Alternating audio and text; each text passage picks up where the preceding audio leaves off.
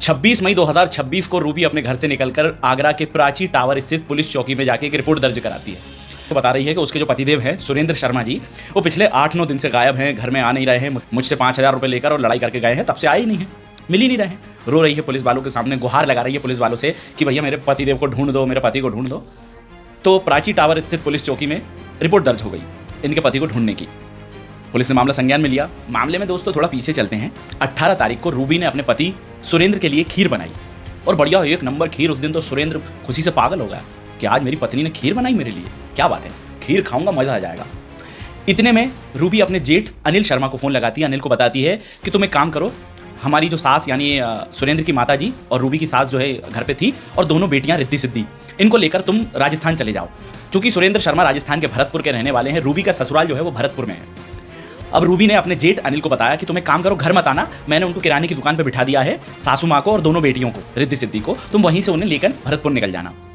Ruby के जेठ अनिल ने उसकी बात मान ली और वो अपनी माताजी और दोनों बेटियों को लेकर राजस्थान की ओर निकल गया। अगले दिन यानी 19 मई को रूबी ने अनिल को फिर से फ़ोन किया। फ़ोन करके बताया कि भैया अनिल, जेठ जी मुझे भी यहाँ बुरा लग रहा है, मैं भी जाना चाहती हूँ, बेटियों की याद आ रही है, माताजी की याद आ रही है और मुझे भी ले चलो। तो अनिल ने रूबी की बात मानी और वो 19 मई को रूबी को लेने के लिए आगरा के रेणुका धाम कॉलोनी में आ जाता है और वो दोनों भरतपुर की ओर निकल जाते हैं। 19 मई से लेकर 26 मई तक रूबी जो है भैया राजस्थान भरतपुर में रही, अपनी बेटियों और सासू माँ के पास और जेठ के घर पे वो रही। अब चूंकि 8-10 दिन सुरेंद्र का कोई अता पता नहीं था, तो रिश्तेदारों ने पूछना शुरू कर दिया कि सुरेंद्र कहाँ है। तो रूबी ने सबको एक ही बात बताई, मुझसे लड़ाई करके गए हैं, 5,000 रुपये लेके गए हैं, तब से उनका अता पता ही नहीं है। जेठ जी मुझे चिंता हो रही है, तुम रिपोर्ट दर्ज कराओ। रूबी और उसके जेठ अनिल शर्मा ने मिलकर सुरेंद्र की गुमशुदगी की रिपोर्ट थाने में दर्ज करा दी। पुलिस ने मामले को संज्ञान में ले लिया। पुलिस ढूंढने लगी सुरेंद्र को, जो कि 8-10 दिन से लापता है। अब इस मामले में पुलिस लगातार खोजबीन कर रही है। उसी दौरान रूबी का बुरा हाल है, रो रो कर उसके पति सुरेंद्र का अता पता नहीं है।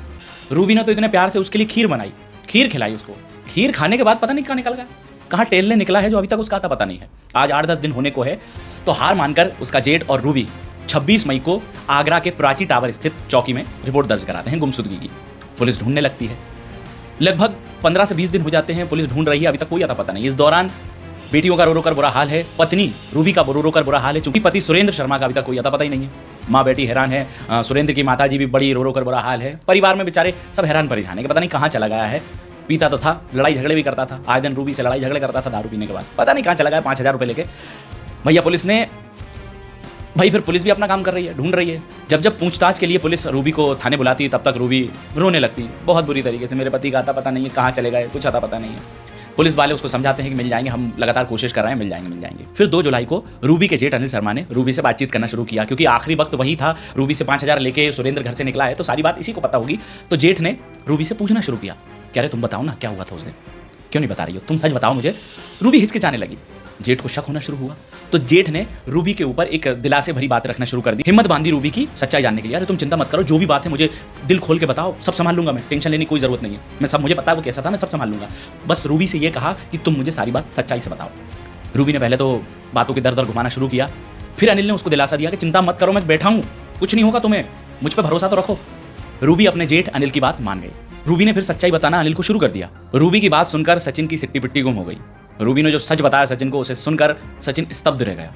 उसकी आंखें खुली की खुली कि पता नहीं रूबी ने ये कैसे किया होगा, इतना डरावना, इतना खौफनाक सच। फिर दोस्तों अनिल ने चालाकी से पुलिस को सारी सच्चाई बताई। फिर आगरा के प्राची टावर स्थित पुलिस चौकी ने इस मामले को संज्ञान में ले लिया, इस मामले को सीरियस लिया। एक रूटीन पूछताछ के मामले में रूबी और अनिल को थाने बुलाया और पुलिस ने धीरे धीरे मामले की सच्चाई जानने की कोशिश करी। और रूबी ने जो बात अनिल को बताई थी, वो सारी बात उसने पुलिस के सामने रख दी। पुलिस भी इसको सुनकर हैरान रह गई और फिर पुलिस की एक टीम आगरा के सिकंदरा थाना क्षेत्र के रेणुका धाम कॉलोनी में पहुंच जाती है, पूरी की पूरी पुलिस की टीम। और उस टीम के साथ दोस्तों 5 मजदूर भी गए। अब पुलिस वालों को मजदूरों की क्या जरूरत पड़ रही, वो तो रूबी के घर में चेक करने जा रहे हैं कि क्या कुछ हुआ था, तो मजदूर क्यों गए भैया। रूबी और सुरेंद्र के घर में पुलिस की टीम और 5 मजदूर कहीं खोजबीन नहीं करी, सीधा वो बाथरूम की तरफ गए और बाथरूम में 5 मजदूर खोदना शुरू कर देते हैं। अब दोस्तों हम फिर से पीछे चलते हैं 18 मई को, जिस दिन रूबी ने सुरेंद्र के लिए खीर बनाई थी। खीर इतनी ज्यादा टेस्टी थी कि उस दिन सुरेंद्र ने 1 कटोरी नहीं बल्कि 2 कटोरी खीर खाई और इन दोनों कटोरियों में रूबी ने सुरेंद्र के लिए नींद की दवाई मिलाई थी। 1 नहीं, 2 नहीं, 3 नहीं, कम से कम 18 से 20 गोलियां, 18 से 20 गोलियां सुरेंद्र की उस खीर में मिला दी। जैसे कि सूर्यवंशम में हीरा ठाकुर को वो खीर पिलाई थी ना, वैसी खीर रूबी ने अपने पति सुरेंद्र को खिला दी। सुरेंद्र खीर खा के मस्त, क्योंकि खीर बहुत टेस्टी थी, खीर खा के वो अपने बेड पे जाके सो गया। अगले दिन वो उठा ही नहीं, सोता ही रहा, परमानेंट उठ गया। रूबी घबरा उठी। बच्चे और सासू माँ को एक दिन पहले ही रवानगी दे दी थी। राजस्थान भेजा दिया था। अब बची कौन? रूबी और उसका मरा हुआ पति सुरेंद्र। क्या करें, घबरा गई रूबी। फिर क्या दोस्तों, रूबी ने अपना शातिर दिमाग यहां पर लगाना शुरू कर दिया। रूबी ने बेड से उसके पति की बॉडी को खींचकर बाथरूम तक ले गई और बाथरूम में गड्ढा खोदा, करीबन 1 से 1.5 फीट या 2 फीट गड्ढा खोदकर, लंबा गड्ढा खोद दिया, ऐसी कैसी लंबी, एक टाइल्स की, यानी एक तरफ के टाइल्स को पूरे को उखाड़ दिया। सुरेंद्र की बॉडी को उसी में गड़ा दिया और उसको पूरा पैक कर दिया, बढ़िया से पैक करके, और उसके ऊपर जैसे के तैसे टाइल्स रख दिए। और सुरेंद्र को गड़ाने के बाद ये भी राजस्थान भाग गई ताकि किसी को शक ना हो। फिर 7 से 8 दिन बीत जाने के बाद ये राजस्थान भरतपुर से वापस आगरा आ जाती है, रेणुका धाम अपनी कॉलोनी में। चालाकी से 2-4 मजदूरों को बुलाती है, उनको थोड़े पैसे ज़्यादा देती है और कहती है कि इसको बढ़िया से, ये खुद गया मेरा बाथरूम भैया, खुद गया, इसको थोड़ा सही करवाना है। और पहले तो इसने उस बाथरूम में बहुत सारा परफ्यूम वगैरह छिड़क दिया ताकि कोई बदबू ना आए, और उसके ऊपर मलबा डलवा के, बढ़िया से मलबा, भारी मलबा डलवा कर उसको पैक कराया और उसके ऊपर टाइल्स लगवा दिए। टाइल्स बिल्कुल बाथरूम नया जैसा करवा दिया। बाथरूम के अंदर अपने पति को दफनाया है। उस बाथरूम को 1.5 महीने तक यूज़ कर रही है, उसमें नहा रही है और जो भी काम है उसके अंदर कर रही है। इतना तगड़ा करेज, इतना बड़ा जिगरा, 1% डर नहीं, उस बाथरूम को यूज कर रही है। पति नीचे गड़ा हुआ है, अच्छा नाच रही है बाथरूम में, अच्छा वो मार दिया साले को, गड़ा रही यहीं पे। सच्चाई तब बाहर आई जब रूबी के जेठ अनिल शर्मा ने प्यार से रूबी से सारी बात निकलवाई। फिर 3 जुलाई को पुलिस की टीम और 5 मजदूर रेणुका धाम स्थित रूबी और सुरेंद्र के घर पहुंचते हैं। बाथरूम की खुदाई शुरू करते हैं मजदूर और निकलता है एक कंकाल। 1.5 से 2 महीने बीत चुके हैं, शरीर बिल्कुल गल चुका है, बचा है तो केवल कंकाल।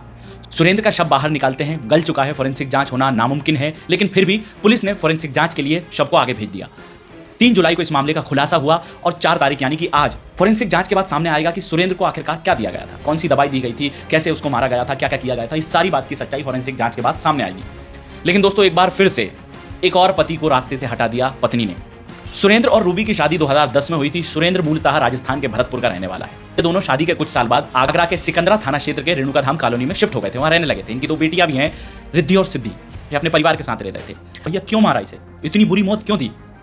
कि मैं इनकी शराब की लत से बहुत ज्यादा परेशान थी।